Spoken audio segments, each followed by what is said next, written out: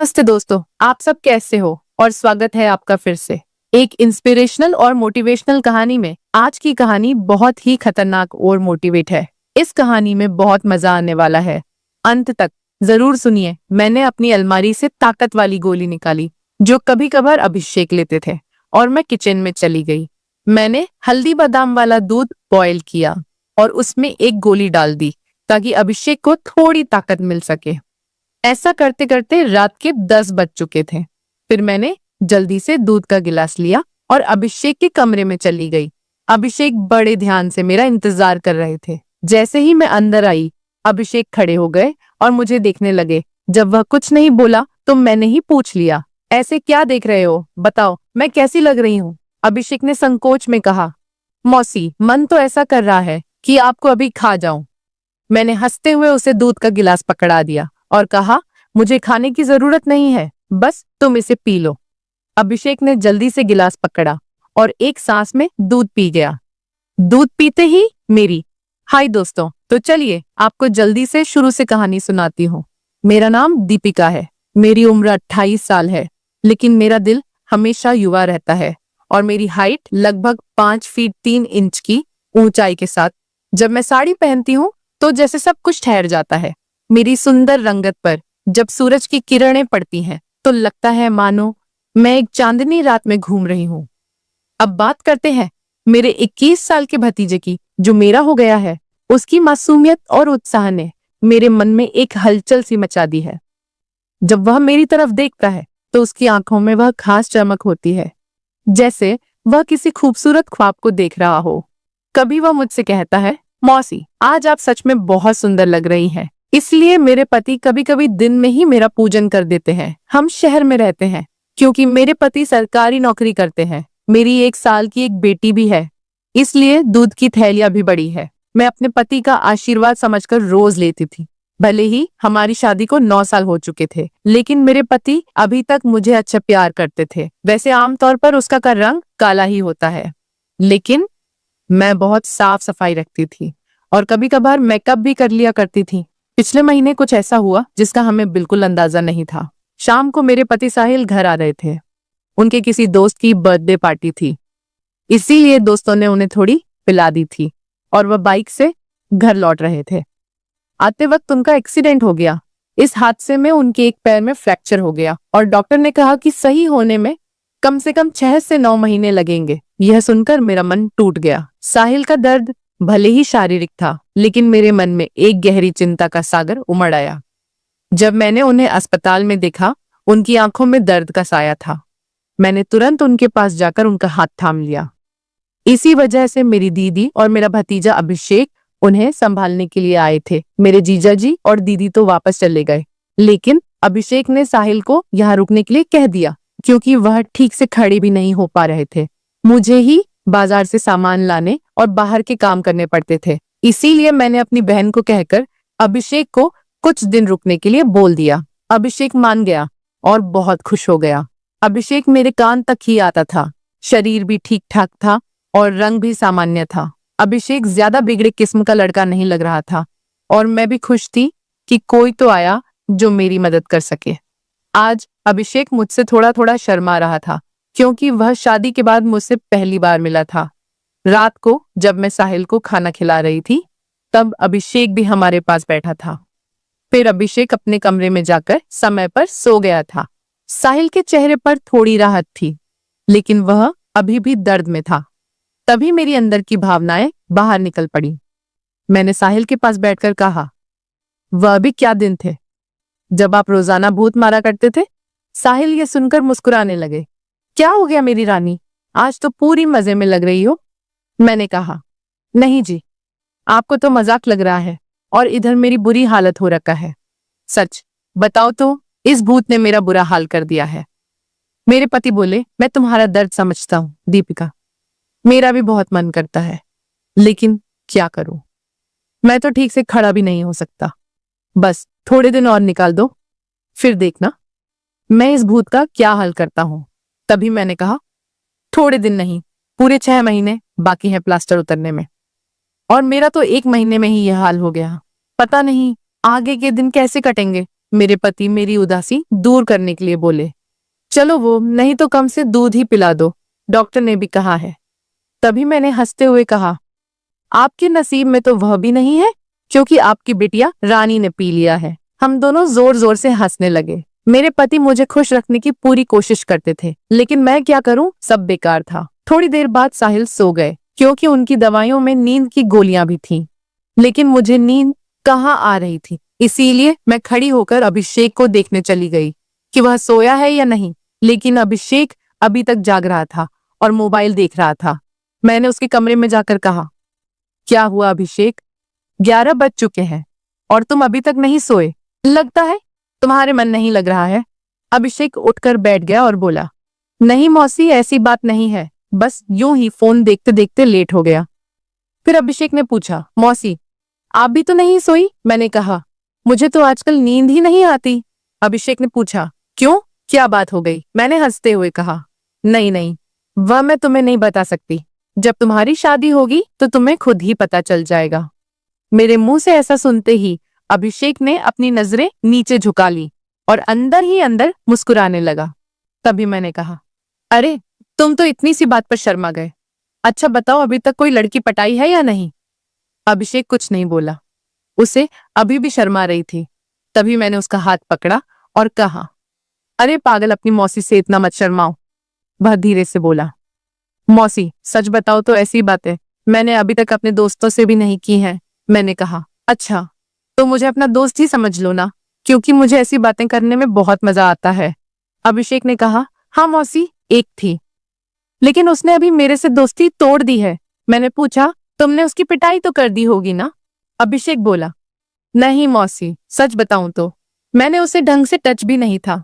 मैंने मुंह बनाते हुए कहा, तुम तो बड़े भोले हो। अभिषेक, चलो कोई बात नहीं, अब तुम मेरे पास आ गए हो तो मैं तुम्हें सब सिखा दूंगी। मैं बातें करते करते अभिषेक के कमरे में ही सो गई थी। सुबह जब मेरी आंखें खुली तो अभिषेक बेड पर बैठा हुआ मुझे ही निहार रहा था। मेरे उठते ही अभिषेक ने मुझे गुड मॉर्निंग बोला। जब मैंने पूछा, क्या देख रहे हो, तो वह बोला, मौसी आप सच में बहुत खूबसूरत हो। मैंने मुस्कुराते हुए बोली, अच्छा तो अब तुम सुबह सुबह खूबसूरती का नजारा ले रहे हो और रात को तो बड़े शर्मा रहे थे। अभिषेक मुस्कुराकर पूछने लगा, मौसी आप बुरा ना मानो तो एक बात पूछ सकता हूँ? मैंने कहा, अरे पागल, मैं क्यों बुरा मानूंगी, पूछो क्या पूछना है। अभिषेक मुझसे कहने लगा, मौसी सच सच बताना, आप जो 2.5 किलो के वजन अपने पास लिए घूमती हो, आपको भारी नहीं लगता क्या? उसकी यह बात सुनकर मेरी हंसी छूट गई। इसके बाद अभिषेक मुझसे काफी खुल गया था और अब वह मुझसे ज्यादा शर्म नहीं करता था। इससे मैं भी बहुत खुश थी, क्योंकि अब मेरा भी समय अच्छे से कटने लगा था। अभिषेक को आए हुए 11 से 13 दिन बीत चुके थे और वह मुझसे काफी घुल मिल गया था। वह बाहर के सारे काम कर देता, बाजार से सामान ले आता और अपने चाचा को भी घुमा देता। मेरी तो बहुत सेवा करने लगा था। शाम को मेरा सर भी दबा देता और कभी कभी मेरे शरीर को भी आराम देता। लेकिन मेरी फरमाइश दिनों दिन बढ़ रही थी और मेरे पति की हालत अब भी वैसी ही थी। अब सब कुछ मेरी बर्दाश्त के बाहर हो चुका था। मैंने सोचा कि अब तो अभिषेक ही है जो मेरी हेल्प कर सकता है। वैसे मेरे पड़ोस में भी 3 लड़के रहते थे जो स्टडी करते थे। वे भी मुझे देखते थे। जब भी मैं छत पर बाल सुखाने या कपड़े सुखाने जाती तो वे मुझे ही देखते और पहले तो मैंने सोचा कि उनमें से एक को पकड़ लूं ताकि कुछ समय के लिए काम चल जाए। लेकिन फिर मैंने सोचा कि मैं इस घर की इज्जत हूं और कल को पता नहीं इनमें से कौन मुझे या मेरे पति को बदनाम कर दे। इसीलिए मैंने उन्हें भाव नहीं दिया। लेकिन अभिषेक तो घर का ही है, इसीलिए मैंने सोच लिया कि वही मेरी हेल्प कर सकता है। आज मैंने पक्का प्लान बना लिया कि आज अभिषेक हेल्प ले ही लूंगी। उसके बाद मैं रसोई में खाना बनाने चली गई। जैसे ही अभिषेक नहाकर फ्रेश होने के बाद रसोई में आया, मैंने दूध निकालने का बहाना बना दिया। मैं रसोई घर में ही लोटे से दूध निकाल रही थी। मेरी बेटी अभी नानी के घर गई हुई थी, क्योंकि घर में उसे संभालने वाला कोई नहीं था। इसलिए अब बाकी का दूध निकालना पड़ता था और घर में मेरे पति और अभिषेक के अलावा कोई नहीं था, तो मुझे डर भी नहीं था। जैसे ही अभिषेक अंदर आया, वह मुझे देखकर एकदम घबरा गया और कहने लगा, सॉरी मौसी, मुझे माफ कर दो। मैंने देखा नहीं और बाहर जाने लगा। तभी मैंने उसे रोक लिया। अरे अभिषेक, क्या हुआ? कोई बात नहीं, अंदर आ जाओ, अभिषेक बोला। अरे मौसी, ऐसे में अंदर कैसे आऊं? मैंने कहा। ऐसे वैसे मत करो और जल्दी से आकर मेरी मदद करो। अभिषेक का मन भी कर रहा था, लेकिन मैं उसकी मौसी थी, इसीलिए वह थोड़ा अनकंफर्ट फील कर रहा था। फिर मैंने उससे कहा, अरे इतना क्या शर्मा रहे हो, अब जल्दी से आओ और मेरी मदद करो। धीरे धीरे अभिषेक रसोई में आ गया और पास आकर खड़ा हो गया। वह मुझे देखता ही रह गया। तभी मैंने कहा, ऐसे क्या घूर रहे हो, क्या तुमने आज तक नहीं देखा? अभिषेक बोला, माँ कसम मौसी, मैं आपको बता नहीं सकता कि मुझे कैसा लग रहा है। बहुत ही अच्छा है मौसी, मैंने कहा। तारीफें करना छोड़ो और यहाँ मेरी मदद करो। तभी अभिषेक बोला, मौसी मुझे नहीं आता कैसे करना है। तो मैंने कहा, अरे बुद्धू, इसमें कुछ नहीं करना, ये लो पकड़ो और बस धीरे धीरे निकलो। थोड़ी देर बाद जब अभिषेक के हेल्प में हाथ तेज होने लगे तो मैंने सोचा कि अब मेरा आगे झुककर सही से काम करने का समय है। मगर जैसे ही मैं झुकने लगी तो देखा कि अभिषेक का काम तो पहले ही खत्म चुका है। उसे देखकर मेरा मन बहुत उदास हुआ, लेकिन फिर भी मेरी हंसी निकल ही पड़ी। मैंने नाराजगी से अभिषेक को मारते हुए कहा, यह क्या किया पागल, तुमने तो शुरू होने से पहले ही खत्म कर दिया। इसके बाद जैसे ही अभिषेक का नशा उतरा, उसने हड़बड़ा हुए कहा, सॉरी मौसी, सॉरी, वो मैंने ऐसा काम पहले कभी नहीं किया, इसलिए मुझसे ऐसा हो गया। मैं अभी जाकर साफ करके आता हूँ। और उसने मेरी एक भी बात नहीं सुनी और तुरंत रसोई में से चला गया। मैंने भी उसे ज्यादा रोकने की कोशिश नहीं की, क्योंकि मैं समझ चुकी थी कि यह उसके लिए इतना आसान नहीं होगा। इस चक्कर में आज खाना भी लेट हो गया था, इसलिए मैंने जल्दी से खाना तैयार किया और साहिल को कमरे में देने के लिए चली गई। साहिल भी बैठे बैठे खाने का इंतजार कर रहे थे। साहिल बिल्कुल सीधे साधे और सरल स्वभाव वाले आदमी है।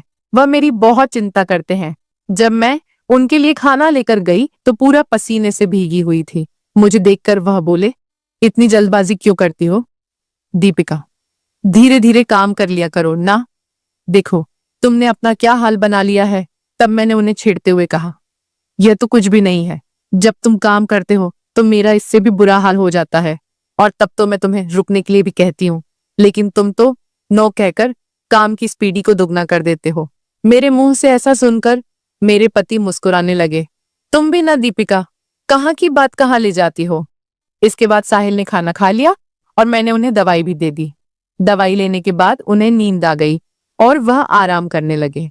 मैं भी काफी थक चुकी थी, इसलिए मैं नहा धोकर फ्रेश हो गई।